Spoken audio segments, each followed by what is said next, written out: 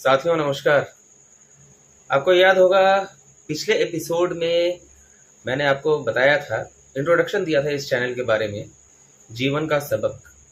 और आज से मैं जीवन का सबक क्या होता है उसके बारे में चर्चा करूंगा और बताऊंगा पिछली कुछ कहानियों के बारे में जो आपके जीवन में कुछ अच्छा सुझाव लेकर आएगी। मैंने बताया था कि इसकी शुरुआत मैं करूंगा जब मेरी शादी हुई थी उसके कुछ समय पहले से, लेकिन अभी शुरुआत मुझे लगता है कि वहां से ना किया जाए और मैं और भी पहले से करूंगा, लगभग उस समय से जब मेरी उम्र लगभग 13 साल के आसपास रही होगी। 13 साल, 1993 की बात है, 1993। और मैं उस समय कक्षा 8 में था, क्लास 8 में था। गुरु नानक पब्लिक स्कूल में मैं पढ़ता था, रांची के, और एक नामी स्कूल है, अच्छा स्कूल है, उसी में मेरी पढ़ाई चल रही थी। रांची के कोकर इंडस्ट्रियल एरिया में हम लोगों की आयुर्वेदिक दवा की फैक्ट्री थी, उसी में हम लोग का घर भी था, वहीं रहते थे। मैं, मेरी माँ, पिताजी, बहन की शादी हो चुकी थी लेकिन वो अधिकांश वहीं रहती थी, क्योंकि बहन ने, अब क्या था उसके जीवन में उसके पति और उसके ससुराल के साथ नहीं पता, लेकिन हाँ कह सकते हैं कि दीदी जिया जी हमारे घर में ही रहते थे। बीच बीच में कुछ समय के लिए कहीं कमरा लिया था उन लोग लेते थे किराए पर, लेकिन ज़्यादातर समय यहीं बीतता था। मैं, मेरी माँ, पिताजी, बहन, जीजा जी, मेरे भांजा का जन्म हो चुका था और मेरा मंझला भाई विनय पाठक। और विनय पाठक मुझसे उम्र में लगभग 12 साल बड़े हैं और बचपन से अब तक जो मुझे याद है, मुझे प्यार वो करते थे नहीं करते थे इस बारे में मैं चर्चा नहीं करूंगा, लेकिन हाँ अक्सर झूठी बातों को लेकर मुझको प्रताड़ित करना या मारना, ये उनका एक रहा था। क्योंकि जब 1989 में 1989 में भी मेरी बहन की शादी हो रही थी और मेरा जनेऊ होने वाला था, तो उस समय भी मैं बताऊंगा आगे चलकर उस घटना के बारे में भी, उस समय भी एक गलत बात को लेकर उन्होंने मुझे इस ढंग से मारा था।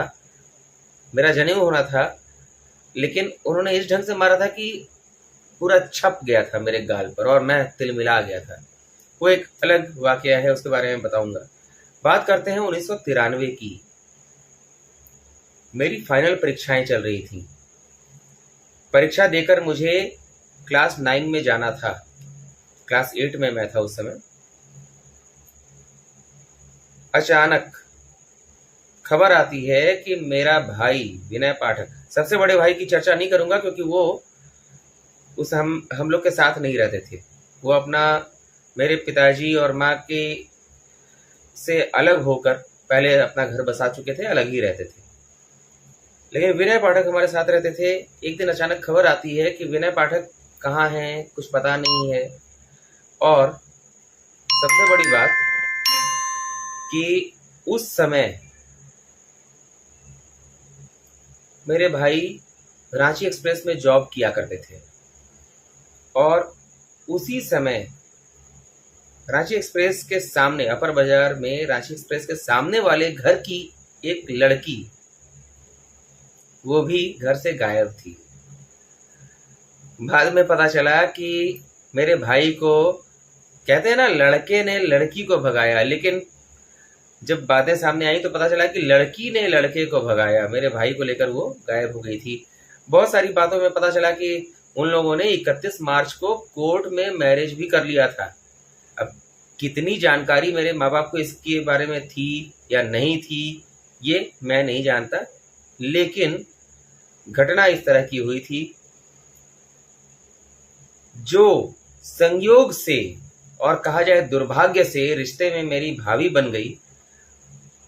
उनके मायके वालों ने हमारे घर में आकर प्रतिदिन हर दिन तांडव मचाना शुरू कर दिया।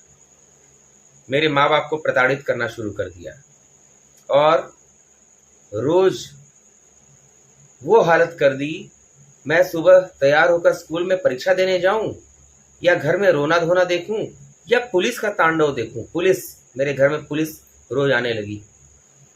मेरे माता पिता से उल्टा पुल्टा बर्ताव, मेरी दुर्भाग्यवश भाभी बनी थी, उनके मायके वालों का उल्टा पुल्टा बर्ताव।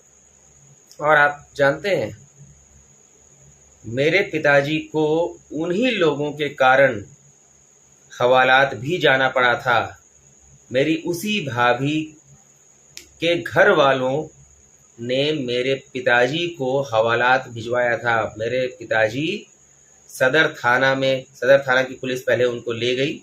पिताजी स्कूटर से गए, उनकी गाड़ी में नहीं गए। माँ और पिताजी गए और वहां पर माँ के साथ जो दुर्व्यवहार हुआ था वो भी मैं आगे चलकर बताऊंगा। माँ से पुलिस वालों ने किस तरह का बर्ताव किया था, क्या कहा था, कितनी गंदी और अश्लील बातें कही थी मेरी माँ से।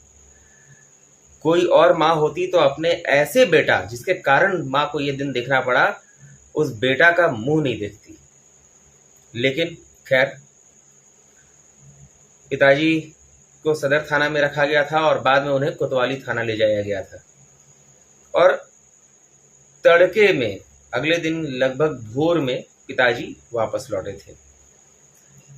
तो ये सब तांडव हुआ था। मतलब मेरे बाप को उस महिला के कारण, मेरे भाई के कारण हवालात में जाकर रात गुजारनी पड़ी।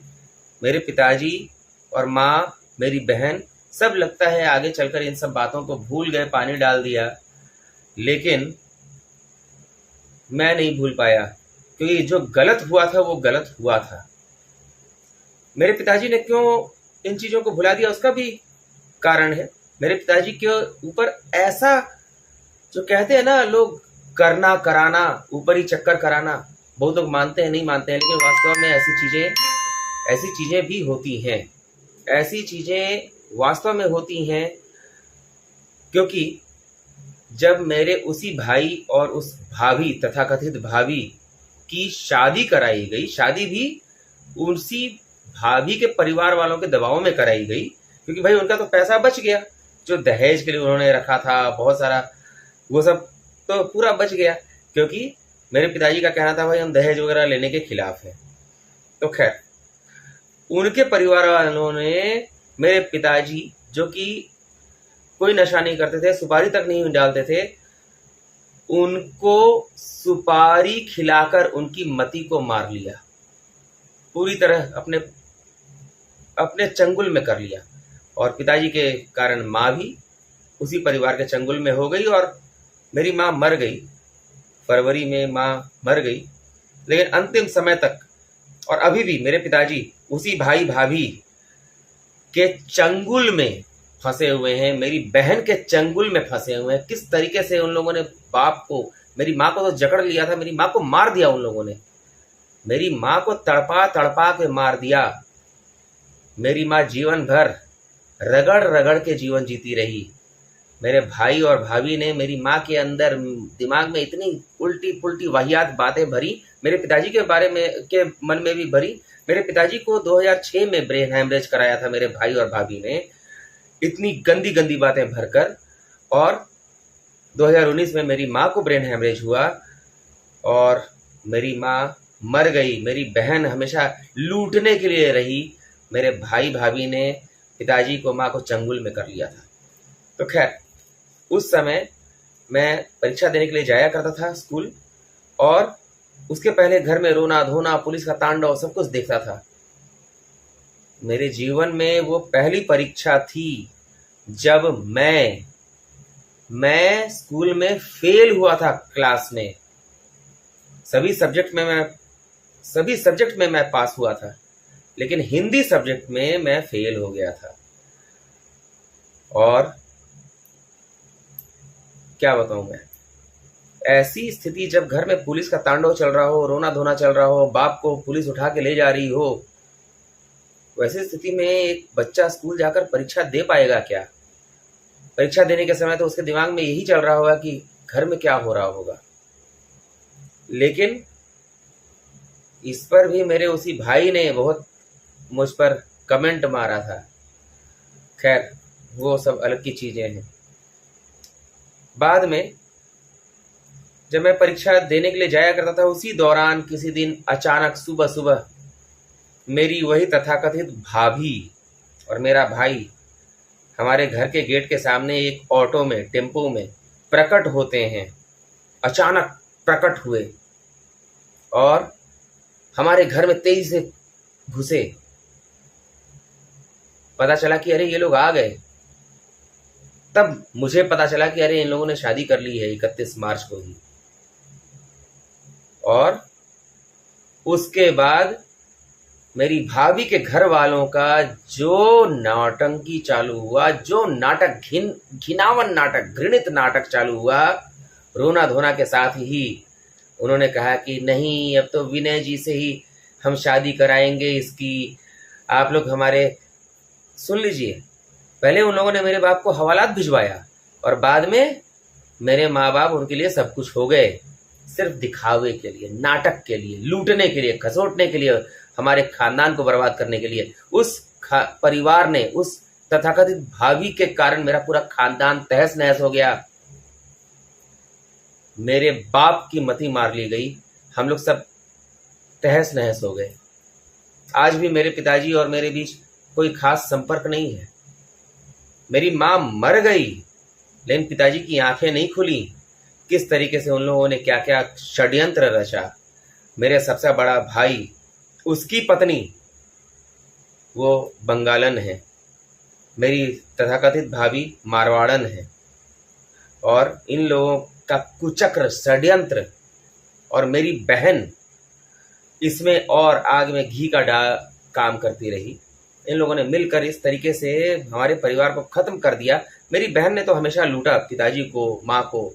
माँ और पिताजी के बीच हमेशा षड्यंत्र के तहत लड़ाई लगवाती रही ताकि माँ और पिताजी एक दूसरे के मत से एक साथ होकर काम ना कर सकें। पिताजी वही करे जो बेटी कहे, पिताजी वही करे जो मंझली बहू कहे, मंझला बेटा कहे। इस तरीके से चंगुल में फांस लिया गया और उस परिवार ने दबाव डाला कि विनय की, और बता दूं, मेरी तथाकथित भाभी को प्यार से, बड़े ही प्रेम से गुड़िया कहा जाता था। दिखने में क्या कहूं, कई लोग तो दिखने में कहते हैं कि बुढ़िया थी, लेकिन कहते उसको गुड़िया थे। योगिता नाम था लेकिन गुड़िया गुड़िया नाम से प्रचलित। गुड़िया तो गुड़िया जैसी होनी चाहिए ना, लेकिन क्या थी, क्या कहा जाए।